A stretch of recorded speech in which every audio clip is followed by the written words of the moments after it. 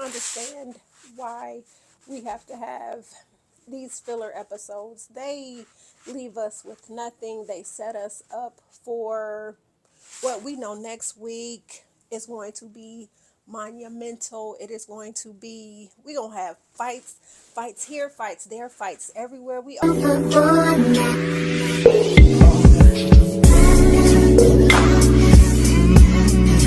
What's tea, Petty Bunch? Welcome back to another episode of Girl, Girl, Girl, Girl. Can we gossip? Yes. With the Petty one, I want to welcome you inside the Petty Palace. First, before we get into episode 9, I want to thank my 187 subscribers.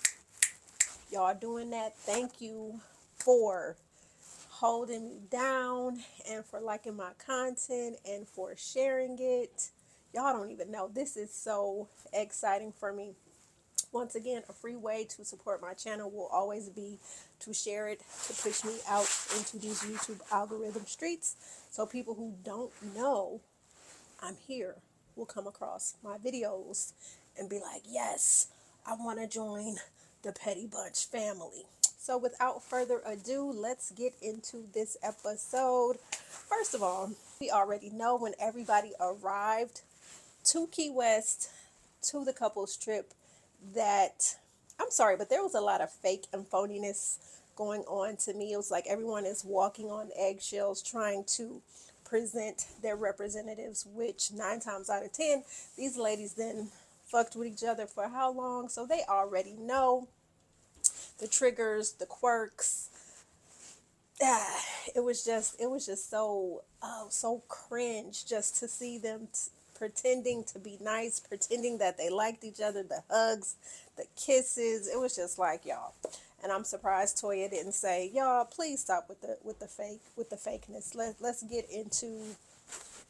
get into the drama. So since we're starting here, we might as well just start here. So what I found to be funny was that Simone and Cecil, I'm not sure how they have named themselves the couples counselors. I guess because they feel like they've been married the longest, that they feel like they have the marital expertise on how to just bridge the relationship gap where people may be struggling in their marriages. I guess they feel they've had the fortitude. They can delve out the advice. They can get the couples back on track if they are off track.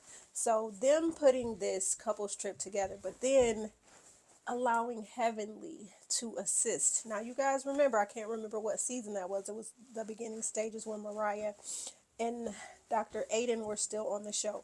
When Heavenly had that little game where she basically played this game to pull out the deep underlying issues that the couples had. And I just really thought that it was messy and it was very explosive.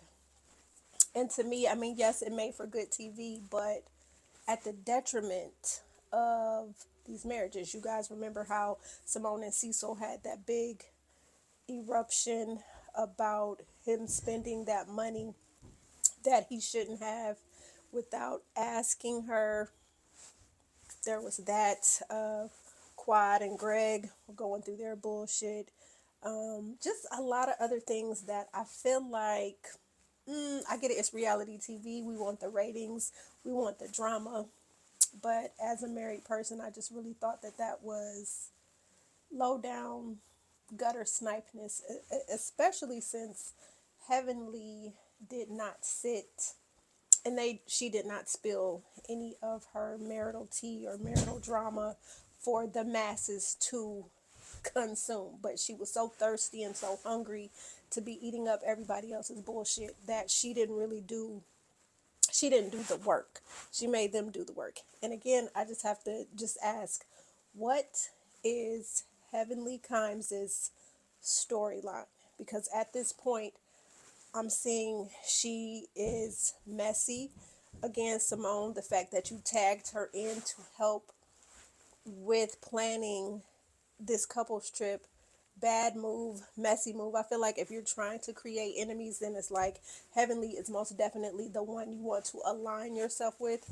So having Heavenly be your co-host is definitely not a good look, especially since, let's keep it a buck, we know that you and Heavenly are really not in that good of a space, considering you both are in a battle of who is Jackie's true best friend.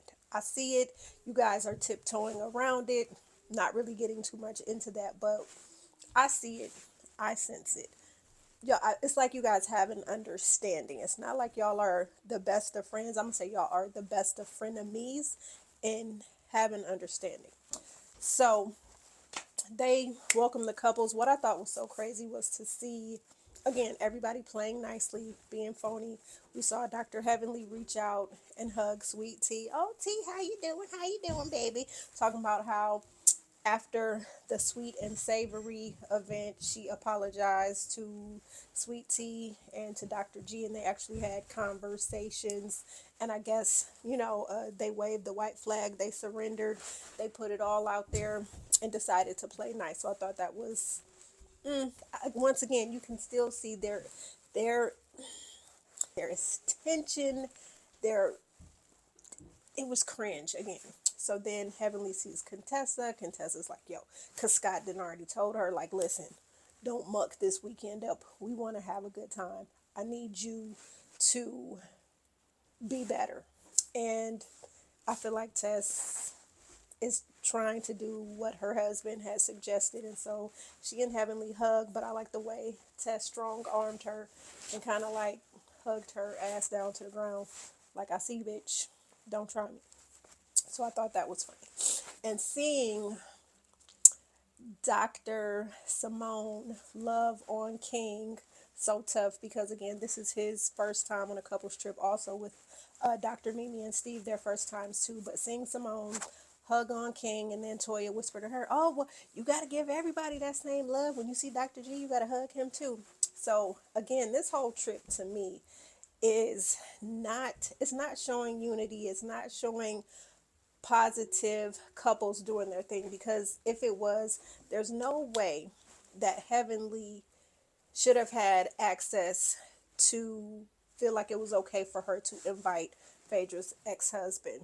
So again, Heavenly is using these women to cause drama, to give herself a storyline without her going deep or diving into her own shit. So she feels like, oh, well, me and Apollo real cool because I had interviewed him on my YouTube channel. And then for her to call Phaedra and, hey, beautiful, how you feel about me inviting Apollo and his wife on a trip? What? Where do they do that at? Again, the gutter snipe that she is, thinking that it's okay to invite this woman's ex-husband, his new wife there, and then to tell her, oh yeah, because we want to kind of use y'all as a case study to show Quad and Greg how exes can be cordial and get along.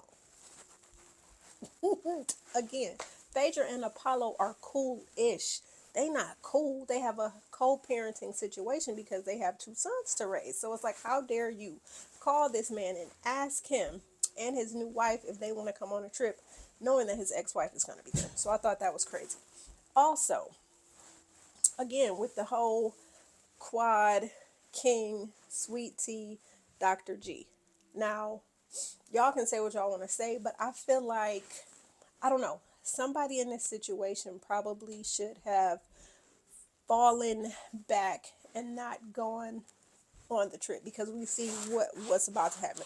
Some knucking and bucking and some, it's about, the testosterone level is about to get real tough, because Dr. G gonna fly off at the mouth and get real disrespectful with Quad, and she in turn is gonna get disrespectful, and then we see it's gonna be explosive because King and G are going to, it's gonna be the clash of the Titans. They, like we looking at Holyfield and Tyson. Not really sure who Tyson is or who Holyfield is, but it's just looking real, just ratchet and trifling. So I feel like there's no way. And I feel like maybe Sweet Tea should have told G, like, babe, you know what, maybe we need to sit this one out. Especially y'all have seen the episodes with Quad and with G. First, seeing how tumultuous their marriage was, those two never got along. They were like oil and water. And then remember when the show first premiered, they both got arrested for DV situations 2 weeks before they got married. And then they still ended up getting married. So to me, I just feel like somebody should have been the mature one and should have said, you know what, let's let them have this trip and then we'll take the next one. But again, we get it. This is a reality TV show. We, the people, want the content. We want the drama. We want the shit show. We want to look beyond black excellence, and we want some Jerry Springer ringmaster type bullshit, which next episode we're definitely gonna get. So Simone comes up with the bright idea to put couples teams together with the women who have had issues amongst the group. So my thing is, Simone pairs herself and Cecil up with Dr. Mimi and Steve. When Simone, you should have paired yourself up with Quad and with King, because Quad is who you've had the most smoke with for the longest. You all have always been at odds. You'll get coolish for a second, and then you guys are at odds. So I feel like that's who Simone should have paired herself up with instead of trying to pair herself up with Mimi and Steve. It's like, to me, you don't know Mimi, you don't know Steve. So again, that was not a good pairing. So she pairs Quad and Toya up with each other because, yes, they've had issues. So we have Toya, Eugene, Quad, and King. They are Team Starfish. Yes, they're Team Starfish. So then we have Sweet Tea, Dr. G, Dr. Jackie, Curtis. They are paired up together because we know that T and Jackie have had issues. Then we have Contessa, Scott, Heavenly, and Damon. They are paired up together. And last but not least, Phaedra was with Dr. G and Sweet Tea. She was on their team. So they have come up with these bright ideas. Okay, we are going to, the theme for the weekend, teamwork makes the dream work. So Simone feels like, can these teams survive the adversity and work past their issues and work together to team build? In theory, I see where you're going, but again, it's the bullshit for me. Once again, it's Simone and Heavenly placing themselves up here thinking that they are the exception to the marital rule. Like, they are really putting themselves up on this pedestal that we are the married couples that you guys should try to, we're your mentors. And it's like, nah, y'all are chaotic. You guys are just ratchet, and you're wrong, and you're messy.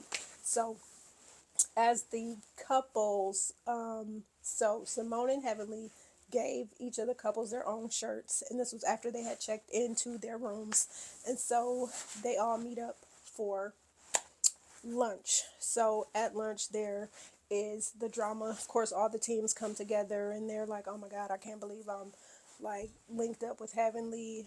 Heavenly's like, oh my god, me and Contessa.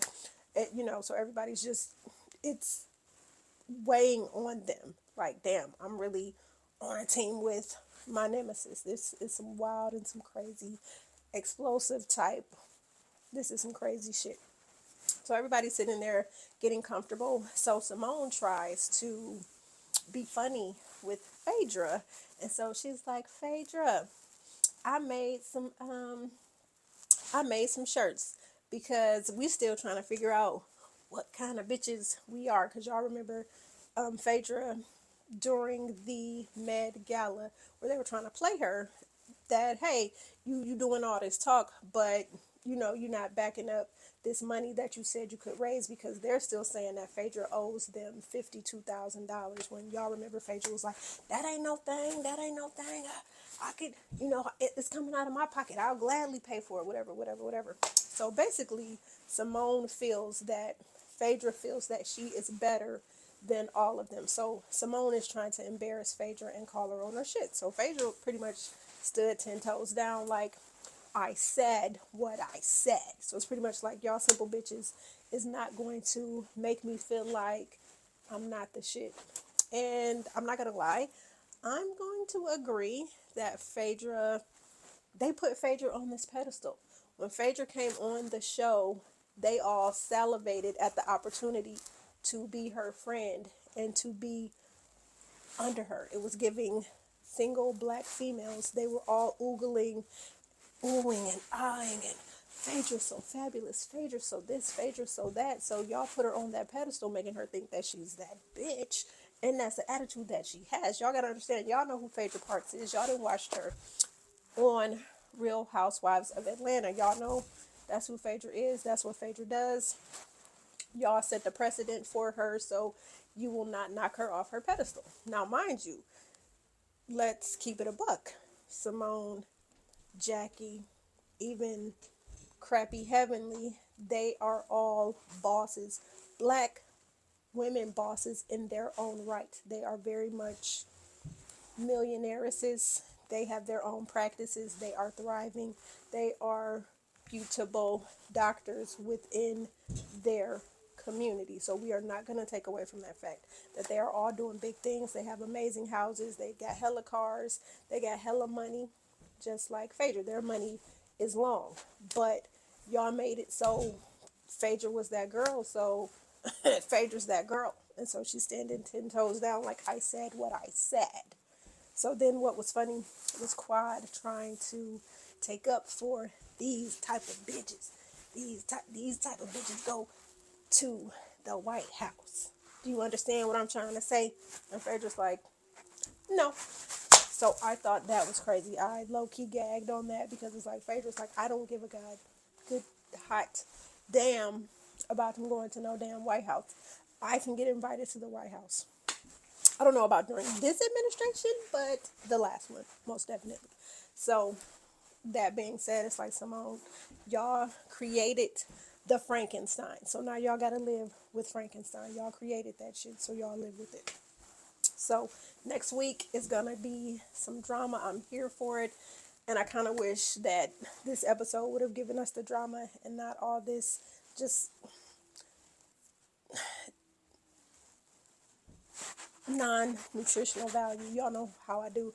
This episode was giving us empty calories. Oh, we see Sweet Tea.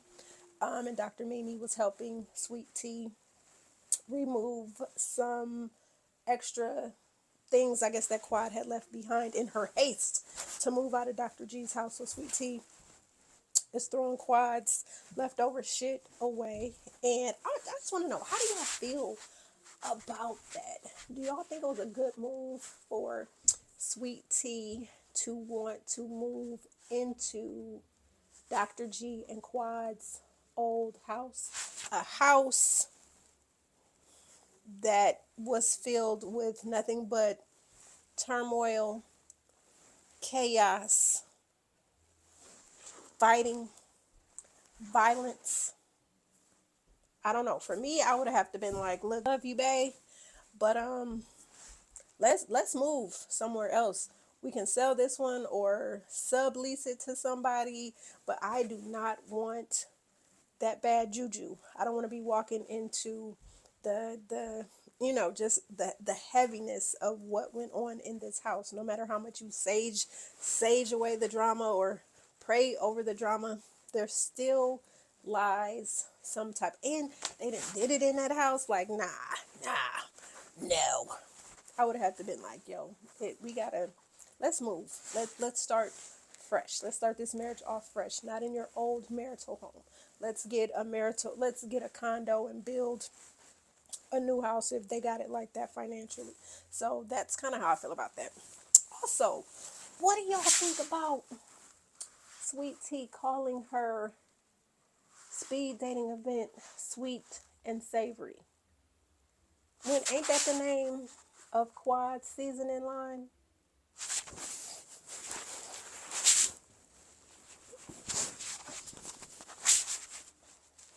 Why, T, are you going with Sweet and Savory, knowing that is Quad's seasoning line? That's weird, and that's a little weird, Miss Mamas. I'm gonna think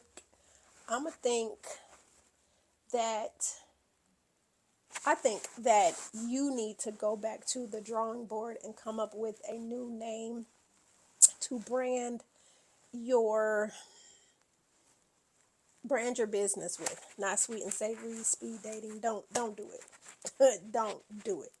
It's very much giving, I'm living in Greg's ex's shadow. That's what it's giving. And it's like, you want to stand apart. You are your own woman. So why can't it be called Sweet Teas, speed dating, or I don't know, just anything besides Sweet and Savory, because that's the name of her spice blend. That's crazy.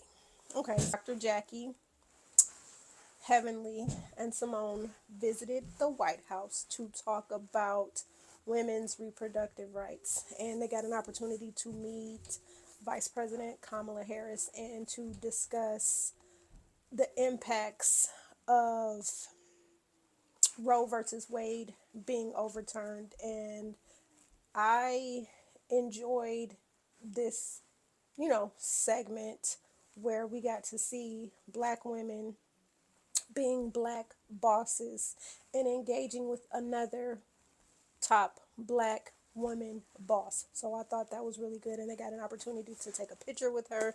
They got an opportunity to tour the White House, to stand at the podium where the press secretary stands.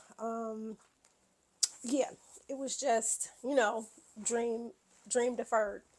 Little black girls, I'm quite sure that would be most definitely a dream deferred.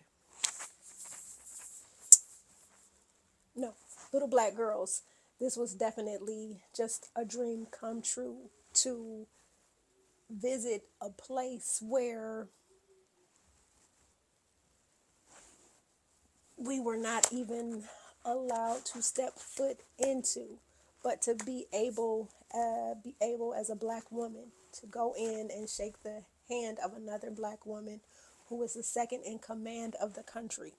That was I thought that was just that's the black excellence that I'm happy that they threw in, just to show us, like, okay, yes, this is a housewife type of reality show, but we are not going to disregard the fact that there are real life black doctors out here who are doing a damn thing in the Atlanta streets. So I was appreciative of that, and just to see all three of them go. And it was just like an honor for me, like as a black woman, to see other black women standing with another iconic black woman. So I thought that was dope. That was one of the highlights of this episode. Phaedra went out on a date with Scam Likely. Now, she met Scam Likely. His name was Sheik, whatever. Scam Likely is what we'll call him. But she met him at the Sweet and Savory seasoning speed dating situation. So she met Sheik. They decide to go out for a bite. They are eating. He asks about her. Oh, he brings her a bouquet of flowers. Tell me a little bit about yourself. So she tells him, hey, I'm a funeral director. I'm a mortician. But my main job is being an attorney. So they ain't even took a full bite of their meal before he says, oh, I know your ex. Now, we know the Atlanta streets is small, but he's just like, I know your ex. And I know his wife pretty well, too. So I thought that was kind of, I don't know. Like I said, looking at this dude, first of all, he wasn't that cute to me. It's like, I don't know. I feel like dude feels like he found a lick and he's about to play to see how far he can go. Phaedra's like, hey, I'm single. I don't want to get married anymore. My goal is to be single and to be satisfied. So y'all take that for what y'all will. Y'all know Miss Faye is out in these streets and she is single, ready to mingle and do all the things that single people do. Um, so yeah, I just thought that was weird. Another weird thing was that she don't know this man from Adam, but he's feeding her food and he put his fingers, feeding her. I thought that was, ugh. My thing is like, nah, you could have, I would have took a fork and would have been like, oh, okay, I'll take a taste. Like, I don't know you like that, bro. I don't know where your hand's been at. Yeah, it's nasty to me. Toya, Eugene are talking to their boys, Avery and Ashton, who are coming up in age. They are, little boys. They adolescents. They smelling themselves. They are two handsome young men, and so they're talking about their little girlfriends. Ashton is saying, turns out he has an 8th grade dance, but he doesn't want to go. He's like, I ain't on it. The other one though is like saying he got the 4 girlfriends and he, you know what I'm saying, he out here playing in these little middle school streets. And so basically Toya and Eugene sit them down and they're like, listen, y'all can have your little friend girls or whatever, but I don't want that touchy-feely mess. I better not hear nothing. Better not ever get no phone call about you getting caught kissing or doing whatever. Because I'm whatever. So the boys are looking like, okay, whatever. And so Toya and Eugene start talking about their experiences growing up. And so Toya is basically, we know Toya's talking about she was hot, little hot pants, little hot mama, little fast thing. And so she was looking at Eugene in their confessional, and she's like, Eugene, I would have never went for nobody like Eugene. Toya, we know. So she says probably by senior year, she's like, I probably would have given him a chance, and then I would have helped him, become popular, get his game up. And Eugene is like, I didn't need, I was already popular. I was prom king. Thank you, ma'am. But come to find out, Toya was like, y'all only had like, how many people in your graduating class? Like 20, and Eugene was like 27. Did it right. So I thought that was funny. Then Toya and Eugene talk about their fathers and how Eugene says his father was most definitely like strict. He didn't play that boyfriend girlfriend mess. And Toya was basically like her daddy would be high fiving the boys and dapping them up, talking about, yeah, how many girlfriends you got, this, and the third. So it's just kind of funny because you could tell by looking at Toya and Eugene, you can look at them and just tell the differences and how they were raised. It's like, it seems like Toya is a little more out there, which is cool because I like her having that perspective and openness with her sons, because she, when they get older, she will be able to call a thotty bop hot box out and tell her son like, nah, I don't think you should be messing with her. And whereas Eugene is more reserved and more, conservative. So I think for Eugene and Toya, it's a perfect mix for them to be raising their sons. And especially with dad being a doctor and mom being open and allowing them to be able to have them conversations. That is what I think is needed. I don't think that young men and women coming of age, I don't feel like they should feel ashamed to want to have sexual conversations with their parents who have experienced things, because a lot of times y'all see these kids are learning from their friends who are in the same boat, and then they're making dumbass decisions, getting STDs, somebody ends up pregnant, just a whole bunch of fuckery that they're not ready for. So y'all say what y'all want to, but I think Toya's parenting, a lot of people may cringe at it, but I think it's spot on, and I think it's needed, especially in this age and time of what these kids are dealing with. So that was about it for this episode. Y'all tell me what y'all think. Did y'all like it? For me, it was boring. I'm ready for next week. I'm ready for nutty and fucking, because it's like everybody is gonna get into it. Remember that little peace treaty we had at the beginning? Sweet Tea and Heavenly are back at it like they never left. Quad and Dr. G are going to be at it. King and Dr. G are going to be at it. I'm here for it. Oh, Phaedra and Heavenly. I think Phaedra is going to Phaedra and Apollo. And then Phaedra, looks like Phaedra's going to end up leaving because I think the heat, it got too hot in the kitchen. And Phaedra does not, y'all know Phaedra don't really clock in like that. Phaedra gives us more tea in her confessionals than she does talking to these ladies. So I'm here for it. Make sure y'all like, share, comment, subscribe, and join the Petty Bunch tribe. And until next episode, the Petty One is out.